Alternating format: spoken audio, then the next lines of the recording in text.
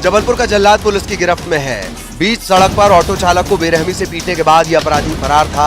गुड़ी महाराज को पकड़ने के बाद पुलिस ने इसका जुलूस निकाला। सड़क पर हैवानियत का नंगा नाच खेलने वाले इस अपराधी की सारी हेकड़ी निकल गई।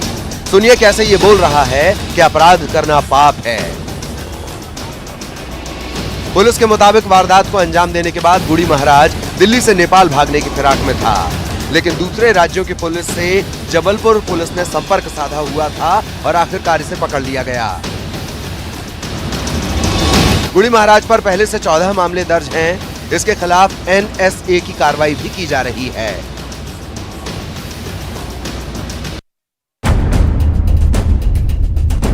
जबलपुर से मारपीट की ये तस्वीरें आई हैं। सीसीटीवी फुटेज में देखिए कुछ लोग आपस में बहस कर रहे हैं, महिलाएं भी हैं। इस बीच मारपीट शुरू हो जाती है, आपस में गुत्थम गुत्था शुरू हो जाती है।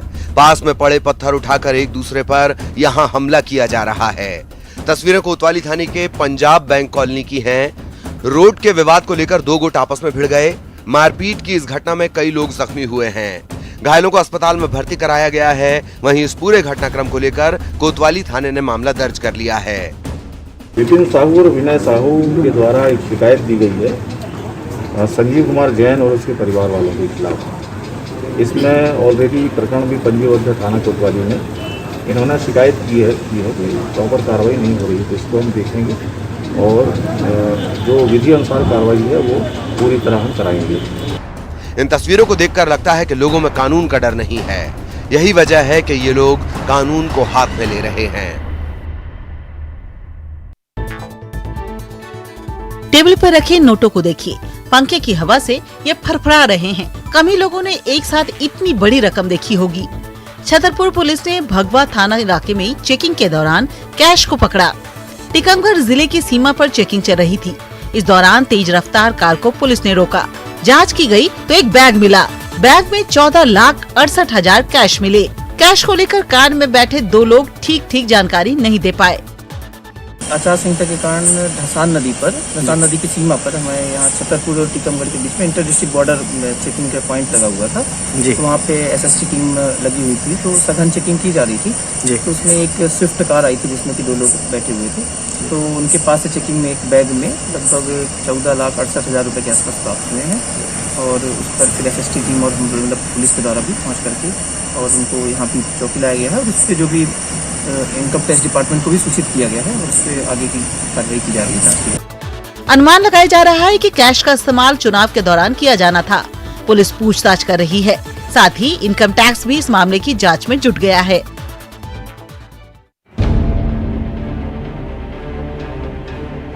खरगोन में फर्जीवाड़े का अनोखा तरीका अपनाया गया। पीपलखेड़ा पंचायत के पंचायत सचिव और रोजगार सहायक ने फर्जीवाड़े के लिए बॉलीवुड की मशहूर अभिनेत्रियों की तस्वीरों का सहारा लिया। तस्वीरें देखिए, नाम मोनू सिकरवार यानी किसी पुरुष का और तस्वीर लगी है दीपिका पादुकोण की। रोजगार गारंटी योजना के तहत जॉब कार्ड बनाया गया है। यही नहीं, इन जॉब कार्ड पर राशि भी जारी कर दी गई। वहीं जिनके नाम से जॉब कार्ड बना है उन्हें इस बात की भनक तक नहीं। फर्जी जॉब कार्ड उन्होंने बना लिया दूसरा, और मेरे पास तो मेरा जॉब कार्ड पड़ा, उस मतलब उससे फर्जी पैसे हेल रहे हैं। उसका फोटो किसके लगा लिए फर्जी पे? फोटो किसी मतलब दीपिका पादुकोण हीरोइन की लगवा रखी मेरी मिसेस की जगह। उधर मामले के सामने आने के बाद जिला पंचायत CEO ने जांच की बात कही है।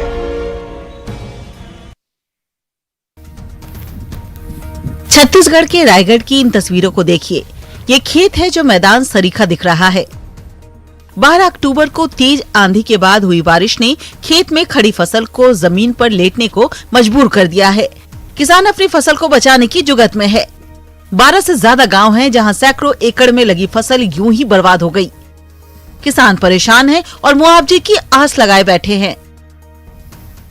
भैया हमारे क्षेत्र में पानी बरसात के चलते बहुत ज़्यादा फसल नुकसान हो गया है और फसल इतना नुकसान हुआ है कि उसको काट के लाने लायक नहीं है। अभी क्या करते हैं? अभी हम बस उसी लिए आए हैं कि सरकार से मुआवजा के लिए। फसल का बीमा करवाए थे? बीमा करवाए थे और बीमा करवाने के बाद उसमें कुछ सुनने में मिलता है कि उसमें कुछ नहीं मिलने वाला है। किसानों को उम्मीद है कि बीमा कराए गए फसल का उचित मुआवजा मिलेगा। उधर कृषि विभाग सर्वे के जरिए पता कर रही है कि किसानों को कितना नुकसान हुआ है।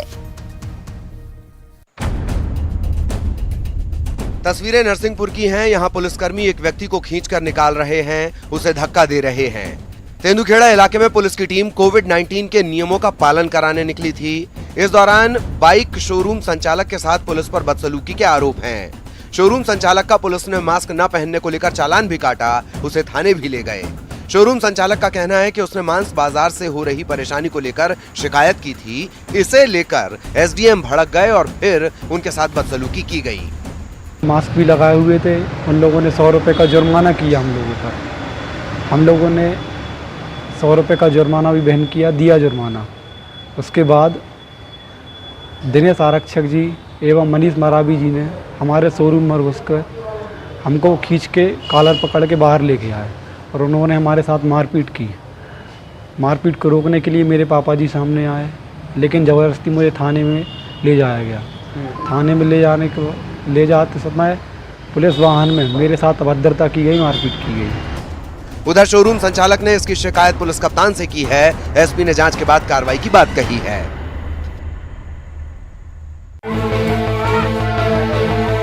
महासमुंद में ग्रामीण अतिक्रमण के लिहाज से हरे भरे पेड़ों को काट रहे हैं। तस्वीरों में इसे आप साफ देख सकते हैं। जमीन पर कई पेड़ पड़े हुए हैं। नवागांव के पास NH 53 से लगे जंगल में पिछले 10 दिन से ये लोग जमे हुए हैं। यही नहीं, ये लोग लगातार पेड़ों की कटाई कर रहे हैं। स्थानीय लोगों के मुताबिक वन विभाग की 14 हेक्टेयर भूमि पर इन लोगों ने कब्जा कर लिया है। ओकरे कारण हम मन है आज हम रहे बस एक तकलीफ होती, ओकर नाम से हम यहाँ आके फिर कब्जा करत हन। और जैसे भी करना होई साहब मन हमला जिहाँ भी पहुँचाना होई पहुँचाही, चाहे मारही तब पीटही तब, हमार तो गुजारा नहीं चलत है। उधर वन विभाग अतिक्रमण के खिलाफ कार्रवाई की बात कह रहा है। पूरा मामला ये है कि ये गांव वाले लोग जीत करके जो है अतिक्रमण कर रहे हैं। हम लोग समझा रहे हैं उनको कि भाई छोड़ो, जंगल PF जंगल है ये, है ना। अब समझा रहे हैं, अब देखिए कार्रवाई जैसे हम लोग से हो रही कर रहे हैं। सवाल यह है कि आखिर वन विभाग नींद से कब जागेगा, साथ ही हरे भरे पेड़ों की भरपाई कैसे की जाएगी।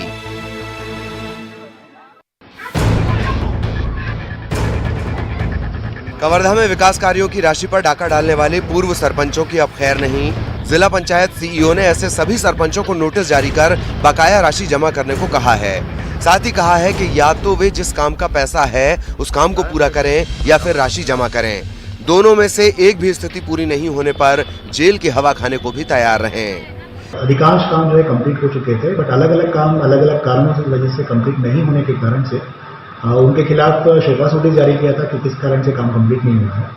बाद में पता चला कि उसमें बहुत अधिकांश लोगों ने अपना पैसा ले लिया है, आहरण करवा लिया है, बट काम कंप्लीट नहीं हुआ। इस कारण से हमने SDM को एक चिट्ठी जारी किया था। इसमें वस्तुस्थिति जानते हुए या तो काम कंप्लीट कराए या फिर हमको राशि वसूली करवा के जमा करवाने का कार्रवाई किया जाता था।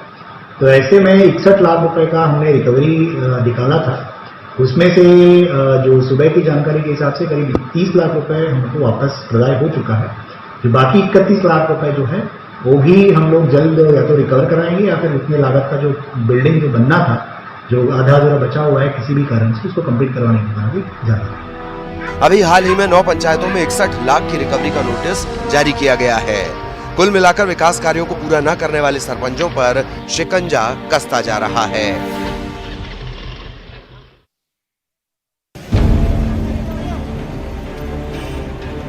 उज्जैन में जहरीली शराब से मौत के बाद प्रशासन नींद से जागा है।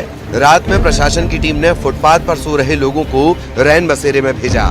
तस्वीरें देखिए।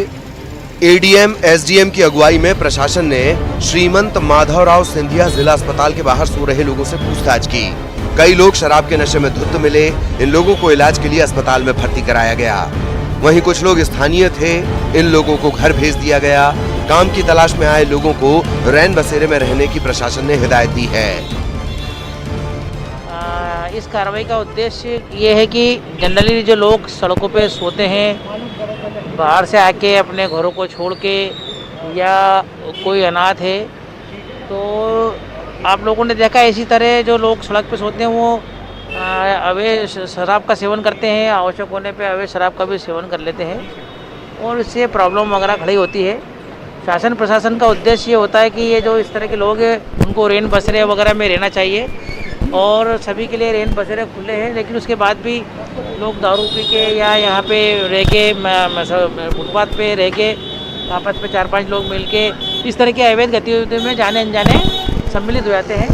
तो आज हम लोगों का यही उद्देश्य है कि फुटपाथ पे कोई ना सोए, जो भी रहे वो रैन बसेरे में रहे, और या फिर अगर लोकल है तो वो अपने घरों पे जाए। जैसा आपने देखा यहाँ पे काफ़ी सारे लोग लोकल के निवासी हैं जो आसपास के मोहल्ले में ही रहते हैं, लेकिन वो लोग अपने घर को छोड़ कर यहाँ पे हैं। तो उनसे अनुरोध किया जा रहा है कि अपने माता पिता, अपने बच्चे और अपने घर के लोगों के साथ में रहें, तो वो बेहतर स्थिति रहेगी।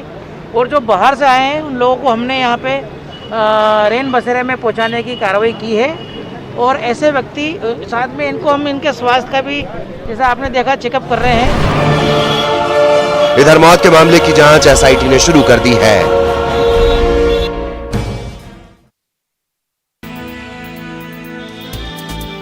जबलपुर के हनुमानताल थाना इलाके के मंडी मदार टेकरी में एक परिवार को सामाजिक बहिष्कार झेलना पड़ रहा है। पीड़ित परिवार ने आईजी से मिलकर न्याय की गुहार लगाई है। दरअसल इरफान खान और उनके परिवार के बीच संपत्ति को लेकर विवाद चल रहा है। विवाद न सुलझने पर इरफान मामले को कोर्ट ले गया। इससे नाराज परिवार के दूसरे लोगों ने इरफान को समाज से बाहर कर दिया। हाँ, ये अभी जस्ट एक ज्ञापन दिया है शिकायत में, जिसमें इन्होंने अमीन कुरैशी और नायब कुरैशी वगैरह के ऊपर आरोप लगाया है कि इनका आपसी विवाद हुआ था। उस पे से वहाँ पंचायत करके इनकी वहाँ सामाजिक गतिविधियों पर रोक लगाई है और परेशान कर रहे हैं। इनको सब्जी किराना वाना लेने में भी तकलीफ पहुँचा रहे हैं। तो इसकी अभी मैं टेलीफोन से बात करके और इसकी विधिवत जाँच करा के मैं आवश्यक कार्रवाई करूँगा। इरफान को गांव की दुकान से कुछ भी खरीदने की इजाजत नहीं, यहां तक कि दवाई के लिए भी उसे तरसना पड़ रहा है। उधर आईजी ने मामले की जांच के आदेश दे दिए हैं।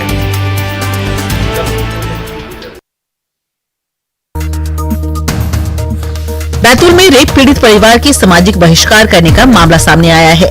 इस परिवार ने आरोपी पक्ष के साथ समझौता करने से इनकार कर दिया है, इसलिए सरपंच सहित पूरे गांव ने इनका बहिष्कार कर दिया है। पीड़ित परिवार ने आरोपियों पर धमकाने का आरोप लगाते हुए प्रशासन से मदद की गुहार लगाई। नहीं दे रहे सर। क्या बोलते हैं? रोज डेली आते थे, लड़के के घर में जाते थे, बैठते थे, चाय पीना, ये वो करना। जो 4-5 लोग है, ये जो गांव का जो चलाने वाला जो मेन लोग, इन लोगों के साथ बातें करते थे और ये लोग उनके घर में जाके बैठते थे। आज तक हमारे घर पे नहीं आए कि अप्रैल 2020 में नाबालिग पीड़िता के साथ गांव के एक युवक ने रेप किया था, जिसके बाद वो जेल पहुंच गया, लेकिन 4 महीने बाद जमानत पर छूट कर आया और तब से लेकर अब तक पीड़िता के परिवार को धमकियां मिल रही हैं। गांव के रसूखदार आरोपी के पक्ष में हैं और गांव की इज्जत का हवाला देकर समझौते का दबाव बना रहे हैं। रीवा के मऊगंज थाना इलाके के दुआरी गांव से दिल दहला देने वाली घटना सामने आई। तस्वीरें देखिए, इस बोरे में शव है। इस युवक ने अपनी पत्नी और 1 साल की बच्ची की निर्ममता से हत्या कर दी। यही नहीं, शव को बोरे में भरकर घर में छिपा दिया। शव को जब वो फेंकने जा रहा था तब कुछ लोगों ने देख लिया। शक के आधार पर लोगों ने जांच की तो हत्या का पता चला। एक कंबल में और एक बोरी में उसने डेड बॉडी भरी हुई थी। उसका उद्देश्य यही था कि डेड बॉडी का उसको डिस्पोजल करना है। इस उद्देश्य से उसकी हत्या की थी और आरोपी को हिरासत में लिया गया है और घटना के अन्य पहलुओं की जांच की जा रही है। पुलिस ने आरोपी को गिरफ्तार कर लिया है। बताया जा रहा है कि पत्नी के चरित्र पर शक की वजह से इस हत्या को अंजाम दिया गया। उपचुनाव की जंग में आरोप प्रत्यारोप का दौर जारी है। मंत्री इमरती देवी ने पूर्व सीएम कमलनाथ पर गंभीर आरोप लगाए थे। उनका कहना था कि कमलनाथ मंत्री न बन पाने वाले विधायकों को हर महीना 5 लाख देते थे। मैं बताऊं ना, कमलनाथ जी ऐसा काम करते हैं तो उन्हें पता रहता है। उनके बस में अगर हम लोगों को मंत्री बना दिया था और जो उनसे पूछे जाके कि खरीदते तो वो है, उनने सारे विधायक जो मंत्री नहीं बन पाए थे सबको हर महीना के 5-5 लाख कह के देते थे। लेकिन जो जैसा है उसको मानता है, लेकिन मेरी जनता मुझे कभी बिकाऊ मान ही नहीं सकती। मेरी जनता को मेरे पर पूरा विश्वास है। इमरती देवी के आरोप पर कमलनाथ ने कड़ी प्रतिक्रिया दी है। वो तो करोड़ों में बात करती है, करोड़ों में बात करती है। ये बिके हुए लोग के पास क्या कहेंगे, हम बिक गए। ये तो आरोप ही लगा सकते हैं, कोई खुद खड़े होकर तो नहीं ऐलान करेगा कि मैं बिक गया था। उपचुनाव को लेकर नेताओं के बीच जुबानी जंग जारी है। ऐसे में वोटिंग की तारीख नजदीक आने पर बयान और तीखे हो सकते हैं।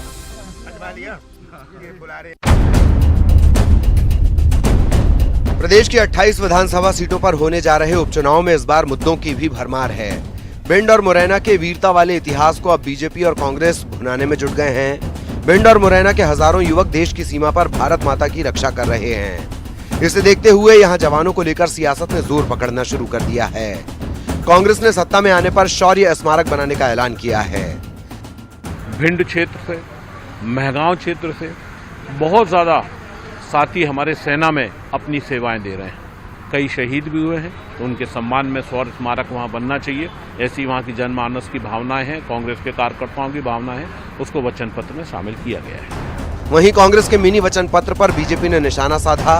कुल मिलाकर उपचुनाव में जीत हासिल करने के लिए दोनों ही दल खुद को राष्ट्रवादी बता रहे हैं। यहाँ नोटों की गड्डियां पड़ी है। इसके अलावा मोबाइल और कई इलेक्ट्रॉनिक सामान हैं। इन्हें इंदौर पुलिस ने जब्त किया है। इंदौर में ऑनलाइन सट्टे के खुलासे के बाद बैंक अधिकारियों की भूमिका भी संदिग्ध मिली है। पुलिस ने इसकी जांच भी शुरू कर दी है। पुलिस ने कोऑपरेटिव बैंक बुल्ढाना सहित कई बैंकों के अधिकारियों पर जांच बैठा दी है।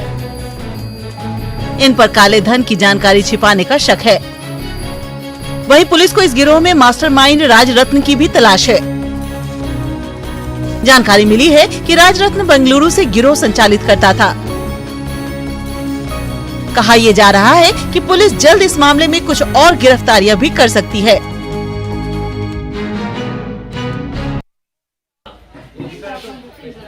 तस्वीरें नक्सल प्रभावित सुकमा की हैं। यहाँ डॉक्टर से लोग इलाज करवा रहे हैं। मुख्यमंत्री हाट बाजार क्लिनिक योजना के तहत यहाँ इलाज के लिए लोग पहुँच रहे हैं। कोरोना संकट काल के बीच ये योजना ग्रामीणों के लिए वरदान साबित हो रही है। योजना के तहत गांव के आसपास लगने वाले हाट बाजार में क्लिनिक खोला गया है।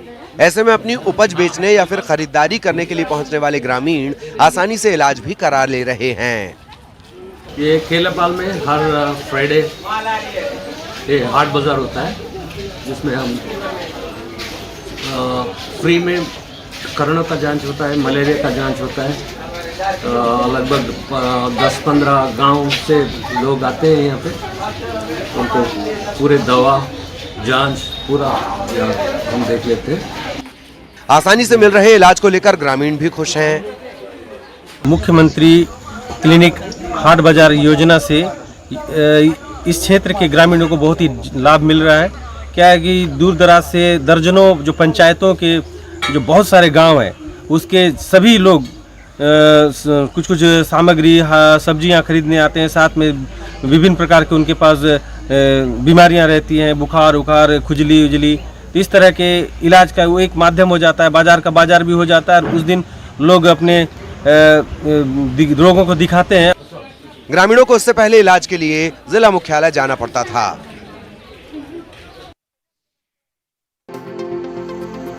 तस्वीरें छत्तीसगढ़ के कवर्धा की हैं। देखिए धुंध ने कैसे रफ्तार पर ब्रेक लगा दिया है। वाहन चलाने के लिए हेडलाइट जलानी पड़ी है। सड़क पर घना कोहरा छाया हुआ है। लोग सुबह जब मॉर्निंग वॉक के लिए निकले तो ठंड से सिहर गए। यही नहीं, बाहर घने कोहरे का भी साम्राज्य छाया हुआ दिखा।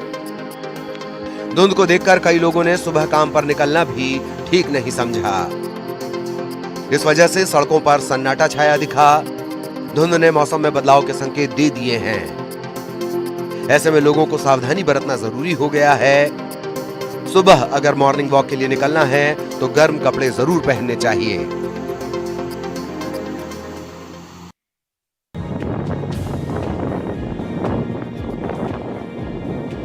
मंडला के कान्हा नेशनल पार्क की इन दुर्लभ तस्वीरों को देखिए। इस बाघिन का नाम नीलम है और उसके साथ 3 शावक हैं। नीलम आगे आगे चल रही है, जबकि ठीक उसके पीछे शावक चल रहे हैं। बाघिन के शावकों के साथ तफरी करने की इन तस्वीरों को पर्यटकों ने अपने कैमरे में कैद किया है। कोरोना संकट के बीच कान्हा नेशनल पार्क को पर्यटकों के लिए खोल दिया गया है। ऐसे में टाइगर के दीदार के लिए बड़ी संख्या में पर्यटक यहां पहुंच रहे हैं। घूमने के दौरान पर्यटकों ने बाघिन को देखा उसके साथ उछल कूद करते शावकों को देख पर्यटकों का दिल बाग बाग हो गया। हालांकि जब से कान्हा नेशनल पार्क खुला है, कई पर्यटकों ने बाघों को अपने कैमरे में कैद किया है।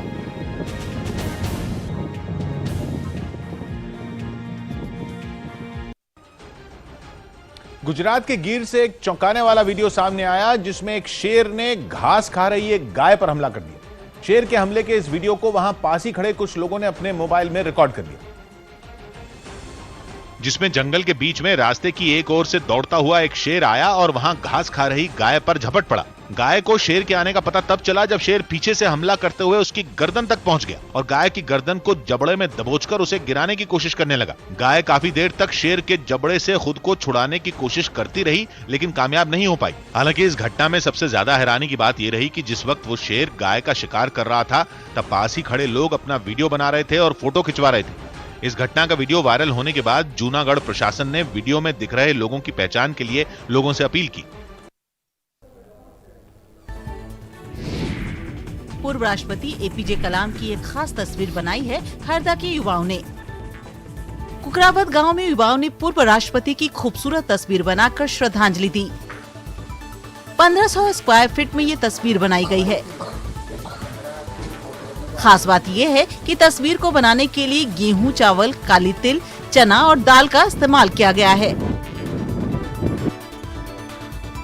युवाओं को तस्वीर बनाने में काफी वक्त लगा। मेरा नाम सतीश गुर्जर है और मैं ग्राम कुकरावत, जिला हरदा का निवासी हूँ। हम लोगों ने एक ग्रेनाड बनाया है जो कि एपीजे अब्दुल कलाम साहब का आर्ट है, उनका पोर्ट्रेट बनाया हम लोगों ने, जो कि पूरा का पूरा अनाज से बना हुआ है। इसमें हमने गेहूँ, चना, काली तिल, चावल का यूज़ किया है और इसे हम लोगों ने 2 रात और 1 दिन में तैयार किया है। अनाज से बनी इस पेंटिंग को गांव के जिस व्यक्ति ने देखा, उसी ने तारीफ की।